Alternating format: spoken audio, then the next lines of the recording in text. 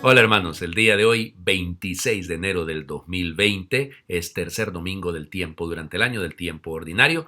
Hoy tenemos por primera vez la celebración del Domingo de la Palabra de Dios. Así lo ha querido el Papa Francisco con este documento tan lindo que nos ha regalado, esta carta encíclica en forma de motu propio, es decir, que nace por su propia motivación, no el producto, por ejemplo, después de un sínodo, entonces se hace una carta postsinodal, no porque hay un tema en particular, en específico, sino porque a él le nace hacerlo, como romano pontífice puede hacerlo, que se llama la Aperut Illis, es decir, les abrió el entendimiento. Eso es precisamente lo que nos quiere decir este texto. Bueno, entonces por primera vez y terminada, fíjense muy lindamente, el octavario de oración por la unidad de los cristianos, porque de hecho debe girar alrededor de esta celebración de oración por la unidad de todos los que decimos creer en Cristo, pues se ha colocado esto. Un domingo dedicado exclusivamente a la palabra de Dios. ¿Qué se debe hacer? Bueno, hablaremos de esto en su momento, pero realmente muchos gestos, el Papa propone varios, hay muchas líneas pastorales, hay que entronizar la palabra de Dios, sería bueno bendecir a los lectores, porque los lectores deben ser formados en las parroquias, no haya cualquiera, ¿y quién puede leer hoy? No, tendrían que ser bien formados para que sean proclamadores de la palabra de Dios realmente. O sea, tantos elementos que se pueden hacer, los obispos podrían instituir lectores el día de hoy también, es un gesto lindo que vale la pena en todas las parroquias. Vamos a hablar de las lecturas, concretamente en la publicación de este momento, luego veré si queda un poquito de tiempo para hacer algo más con respecto a este domingo de la palabra de Dios. La primera lectura, pareciera que volviésemos al primer domingo de Adviento, oigan, fíjense ustedes, está tomada del capítulo octavo del libro del profeta Isaías, del versículo 23, hasta el capítulo noveno, versículo tercero. En otro tiempo el Señor humilló al país de Zabulón y al país de Neftalí, pero en el futuro llenará de gloria el camino del mar más allá del Jordán, en la región de los paganos. El pueblo que caminaba en tiniebla vio una gran luz. Sobre los que vivían en tierra de sombras, una luz resplandeció. Engrandeciste a tu pueblo e hiciste grande su alegría. Se gozan en tu presencia como gozan al cosechar, como se alegran al repartirse el botín. Porque tú quebrantaste su pesado yugo, la barra que oprimía sus hombros y el cetro de su tirano, como en el día de Madián. Palabra de Dios. Te alabamos, Señor. Texto precioso. El pueblo que caminaba en tinieblas ha visto una gran luz. Una gran luz les ha brillado. Bueno, a los que caminamos en medio de tanta sombra, de tanto dolor, que nos brille la luz del Señor. Eso es, miren, la palabra de Dios es luz.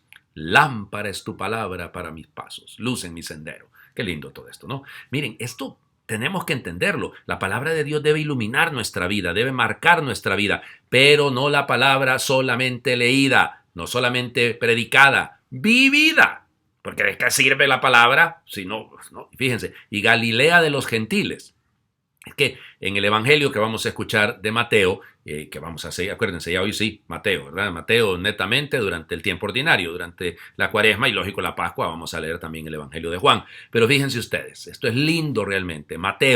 Para Mateo Galilea es teológica, no es geográfica. O sea, es el lugar donde Jesús quiere predicar, es el lugar desde donde él quiere llevar. Entonces es este territorio, el de Neftalí y Zabulón. Vale la pena. Es que el Señor no nos quiere, ¿cómo les diría?, en lugares seguros. Nos quiere que seamos intrépidos, que seamos valientes también cada uno de nosotros, que seamos conscientes de que la palabra que se nos ha dado no es para que como le envolvamos como una tortuga encerrada en un caparazón, no, sino para ser testigos de ella.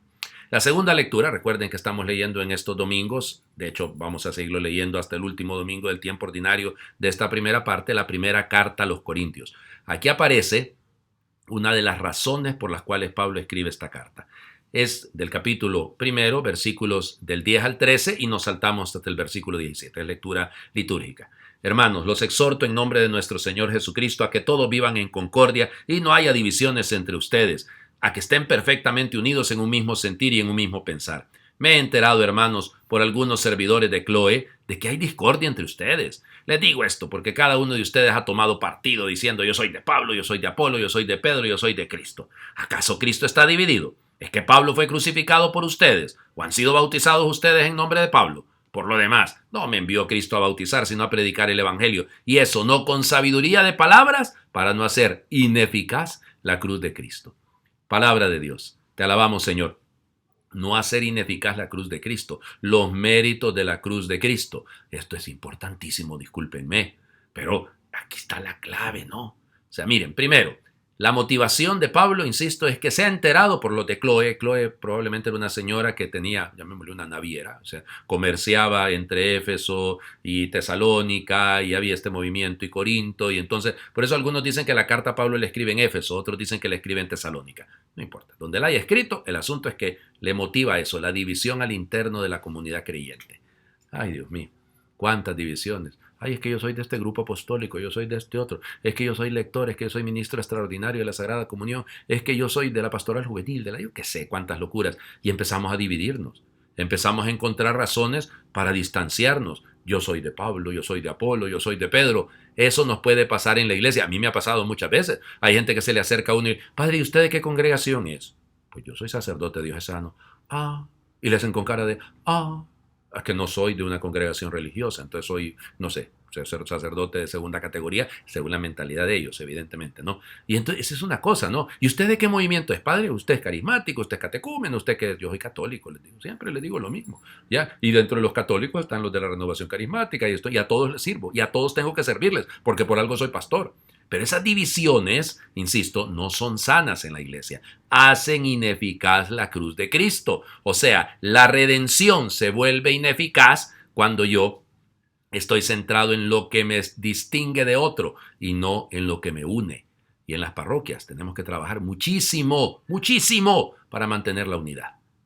El Evangelio, como les digo, seguimos. Mateo, capítulo 4, versículos del 12 al 23. Al enterarse Jesús de que Juan había sido arrestado, se retiró a Galilea, y dejando el pueblo de Nazaret se fue a vivir a Cafarnaúm, junto al lago, en territorio de Zabulón y Neftalí, para que así se cumpliera lo que había anunciado el profeta Isaías: tierra de Zabulón y Neftalí, camino del mar, al otro lado del Jordán, Galilea de los paganos. El pueblo que caminaba en tinieblas vio una gran luz. Sobre los que vivían en tierra de sombras, una luz resplandeció. Desde entonces comenzó Jesús a predicar diciendo: conviértanse porque está ya cerca el reino de los cielos. Una vez que Jesús caminaba por la ribera del mar de Galilea, vio a dos hermanos, Simón, llamado después Pedro, y Andrés, los cuales estaban echando las redes porque eran pescadores. Jesús les dijo: síganme, y los haré pescadores de hombres. Ellos inmediatamente dejaron las redes y lo siguieron. Pasando más adelante, vio a otros dos hermanos, Santiago y Juan, hijos de Zebedeo, que estaban con su padre en la barca remendando las redes, y los llamó también. Ellos, dejando enseguida la barca y a su padre, lo siguieron. Andaba por toda Galilea, enseñando en las sinagogas y proclamando la buena nueva del reino de Dios, y curando a la gente de toda enfermedad y dolencia. Palabra del Señor. Gloria a ti, Señor Jesús. Ay, Dios mío, este evangelio está tan precioso. Yo no sé por dónde empezar. Mejor lo voy a hacer en el orden de los versículos, ¿les parece? Primera cosa, el punto de arranque del Señor Jesús cuando Juan fue apresado. Él, como toma la estafeta, digamos, en esta carrera, la toma y la asume. Y entonces ya no es seguir solo lo que hace Juan, es darle plenitud a lo que ha predicado Juan. Y por eso, ¿dónde? En un territorio pagano, volvemos. Galilea, en el sentido mateano, es propiamente el lugar donde Jesús, no es Judea. No sé si me explico, no es Jerusalén. Ay, ahí estaba el templo, era la ciudad santa. Jesús en la tierra. Muy probablemente, fíjense, la comunidad de Mateo era de ahí. Era una pequeña comunidad de judíos conversos al cristianismo que vivía en Galilea. Y entonces por eso la insistencia de Galilea. Acuérdense que en el Evangelio de Mateo, cuando Jesús resucita, lo cita en Galilea. Le dice a las mujeres, le dice a la Magdalena: vayan y digan a mis hermanos que los espero en Galilea. Entonces por eso Galilea, en este caso, insisto, es teología, no es geografía.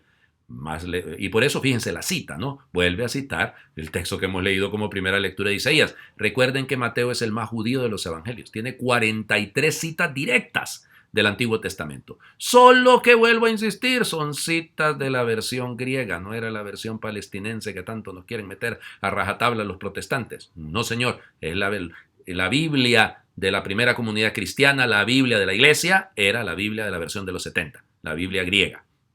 Siguiente punto. ¿Qué hace Jesús? Predica, anuncia. ¿Qué anuncia? Conviértanse. Parece seguir la misma línea de Juan el Bautista. Sí, pero ¿cuál es la razón? Porque ya está cerca el reino de los cielos. E incluso he visto alguna traducción que dice: ya está entre ustedes el reino de los cielos. Claro, si está Él, pues Él es el reino.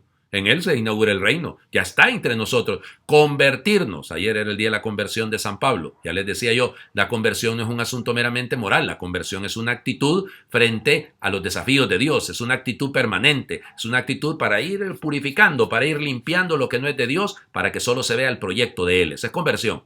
Y luego, pues Él quiere formar una comunidad. Caminando por la orilla del mar, llama a 4. Fíjense, primero llama a una familia.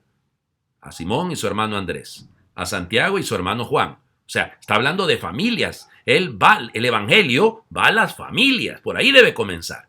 Y luego es un mandato. Síganme. No es una sugerencia, es un imperativo. Enseguida lo dejaron todo y lo dejaron a su padre, dice en el caso de los Zebedeos. O sea, miren, el seguimiento del maestro implica una renuncia. Y renunciar es sencillamente decidir. Decidir y haz tú. Cuando usted decide, renuncia. Cuando usted renuncia, está tomando una decisión y punto. Entonces, ¿cuál es la nuestra? ¿Seguir al maestro o seguirnos a nosotros mismos? Y luego, miren la clave del asunto, ¿no?